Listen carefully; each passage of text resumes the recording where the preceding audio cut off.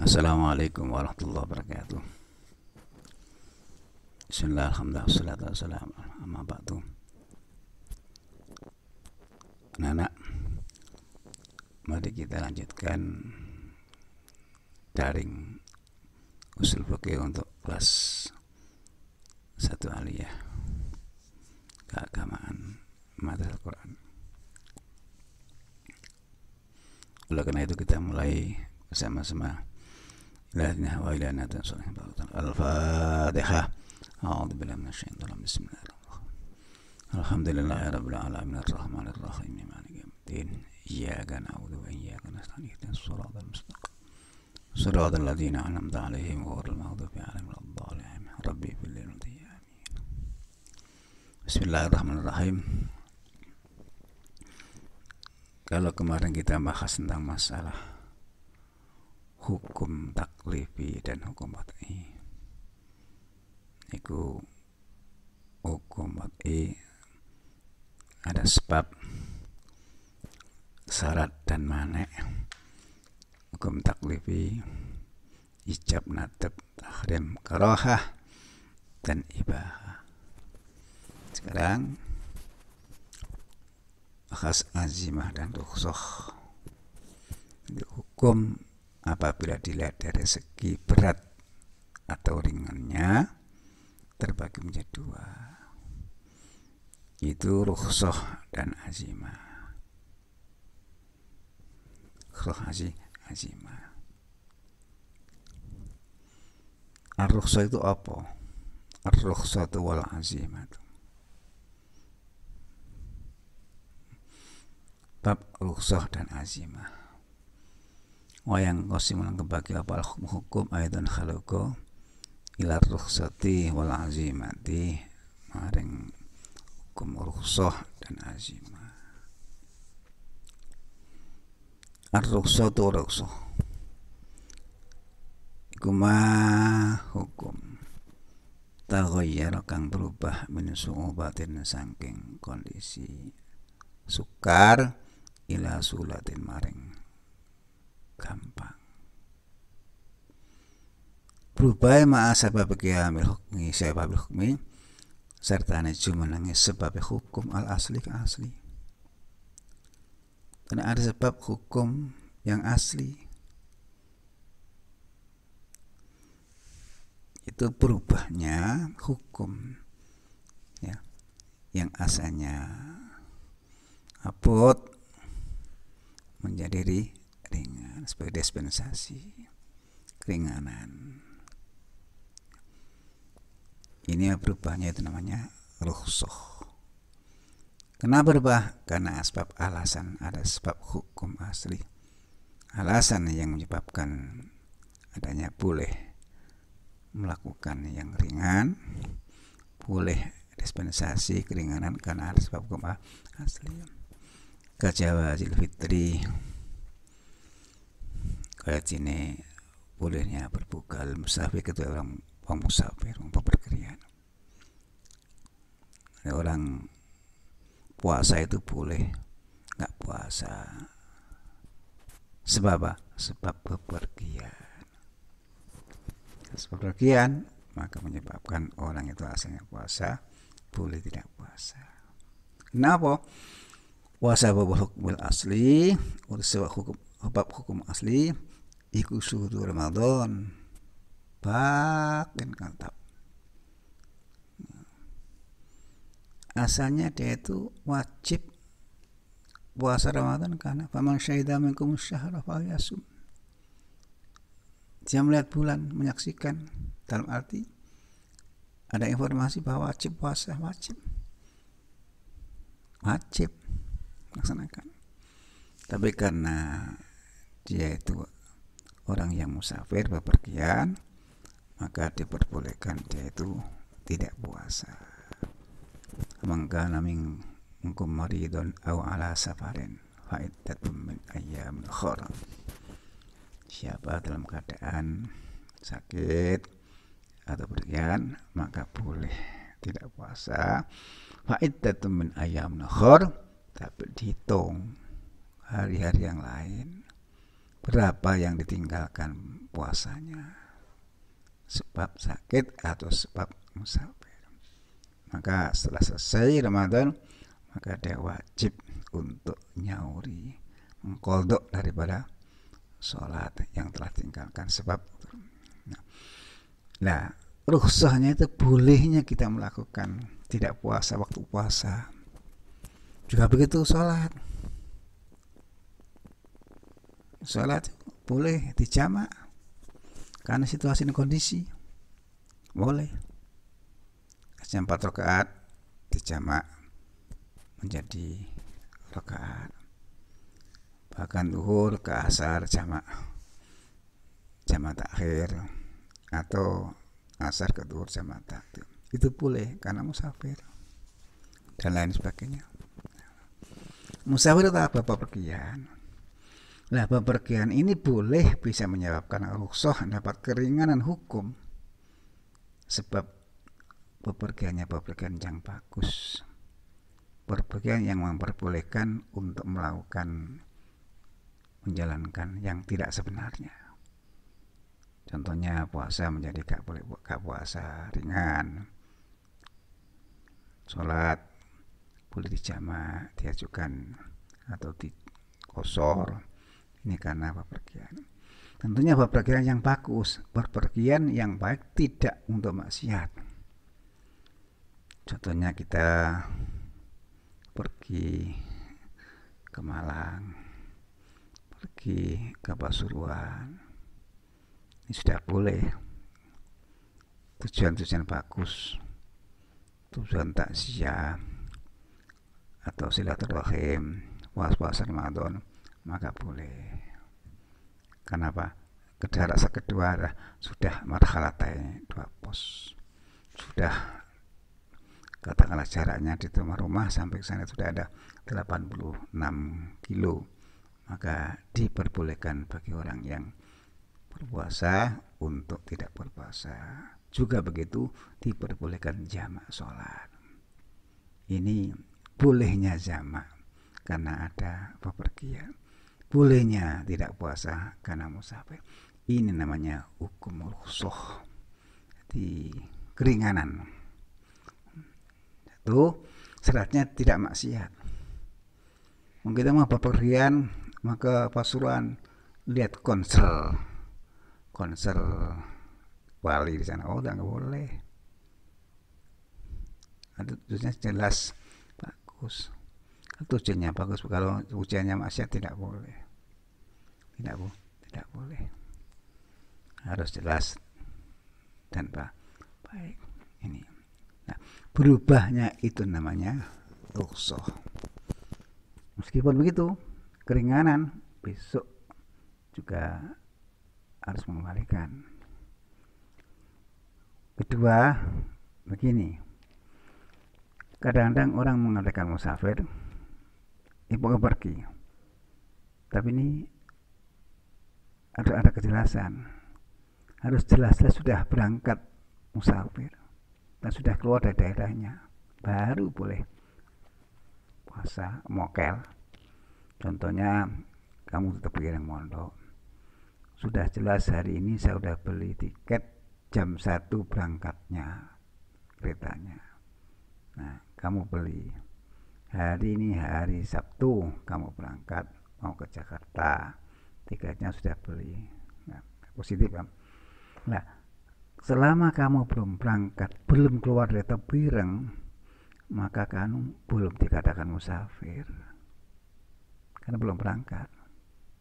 Kamu udah berangkat keluar Tebireng sampai ke Ceweng atau ke Jombang, Mustakum, maka di sana Anda baru boleh, Anda termasuk kategori musafir, tidak berangkat, ya, baru Anda boleh mokal, makan di sana boleh, di sana jamak juga boleh. Tidak boleh Anda sudah di rumah di Tebireng, walaupun sudah beli tiket, sejelas berangkat ini, beli tiket, Anda di sana terus nggak puasa pakai sarapan. Kenapa? Ini musafir, karena alasnya nanti jelas beli akan berangkat. Nah, itu Anda belum berangkat. Belum tekan musafir karena belum berangkat. Begitu juga Anda tidak boleh menjamak sholat atau mengqosor. Karena apa?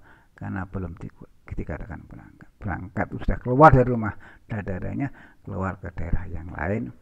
Nah, itu namanya sudah musafir, sudah berangkat dan lain sebagainya. Ini baru dapat dispensasi kurangan kalau sudah musafir. Dengan catatan niatnya adalah niat yang bagus. Tidak boleh musafir berangkat untuk yang tidak benar terus alasan musafir, tidak bisa. Nih, di rukhsahnya itu punya keringanan hukum. Meskipun dituntut besok kalau selesai ya dikembalikan lagi qadha. Nah, itu namanya rukhsah. Ya, rukhsah. Nanti ada lagi contohnya mulai. Contoh Anda terpaksa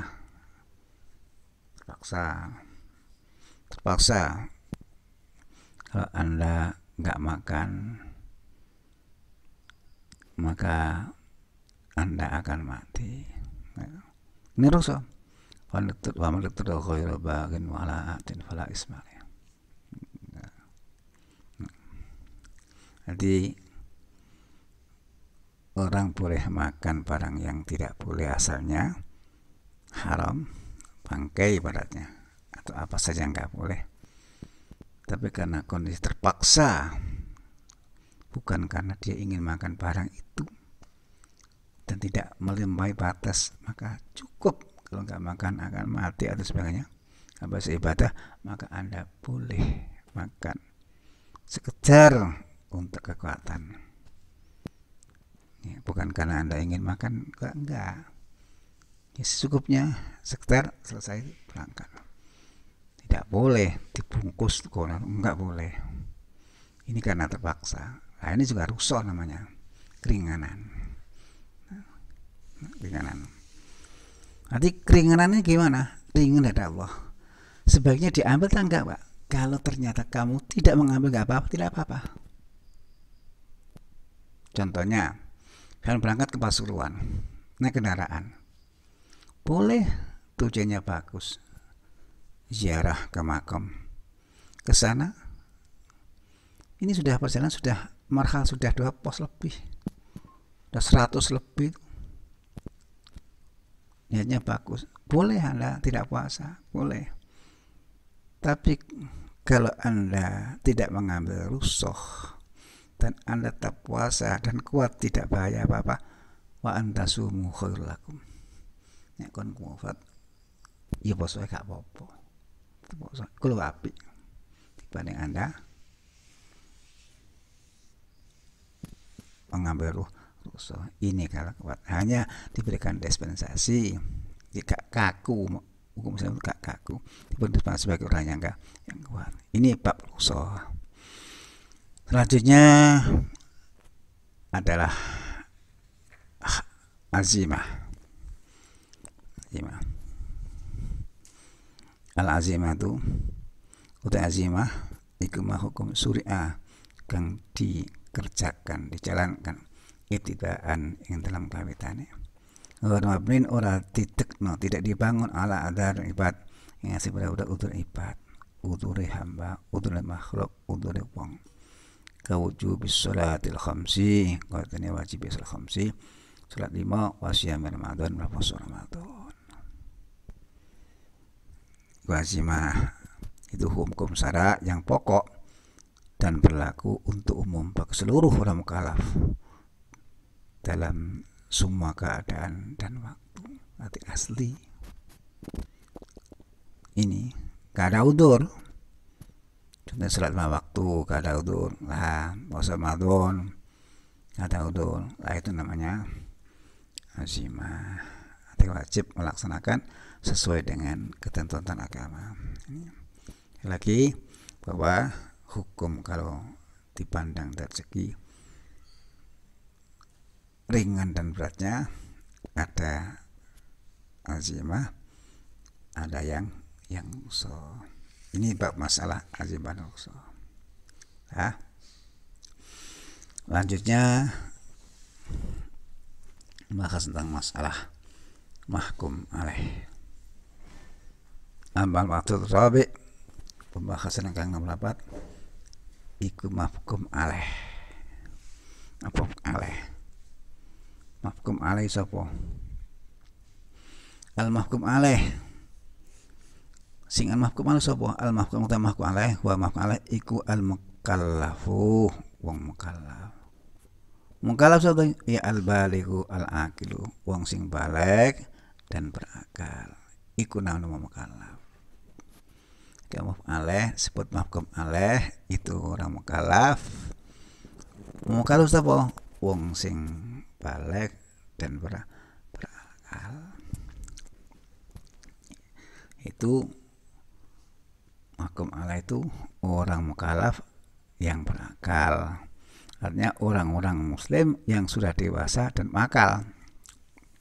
Orang yang mahkum alaih, orang yang dikenai hukum, yang dikenakan hukum, itu orang mukallaf, namanya mahkum alaih.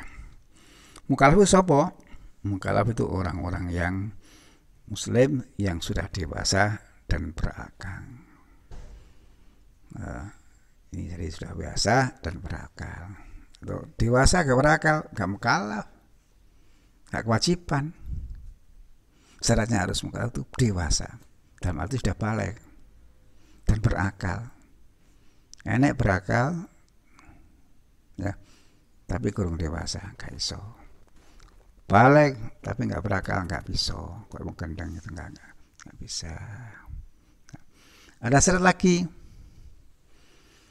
Syaratnya untuk dia mendapatkan dikenai hukum, syarat taklif. Syarat taklif. Jadi fahmu mukallaf lima kulli fabi. Fahamnya orang-orang yang dikenai hukum dengan apa yang dibawakan kepada dia.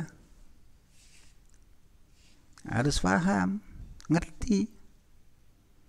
Artinya orang yang muslim yang sudah dewasa dan berakal mukallaf dengan syarat ia mengerti apa yang dijadikan beban baginya, itu ngerti. Oh, saya itu ngerti. Saya wis balik, maka saya wajib sholat. Itu. Jadi orang gila, orang sedang tidurnya, dan anak-anak belum dewasa, orang lupa, tidak terkena taklif, tidak kena tuntutan. Kenapa? Sebab mereka termasuk pengecualian. Orang gila nggak ngerti, dunia nggak ngerti, orang belum dewasa nggak ngerti, maka ini termasuk mereka tidak termasuk kena beban. Jadi yang kena beban seperti kita, kamu itu mahkum alaih, orang yang kena hukum. Nanti kamu masuk Islam jebret, masuk Islam balik, otomatis balik Anda sebagai orang Islam, Anda wajib sholat. Ya, dengan masuk Islam, karena Anda udah balik, berakal. Yang kena gila, ya orang wajib mana? Kuno.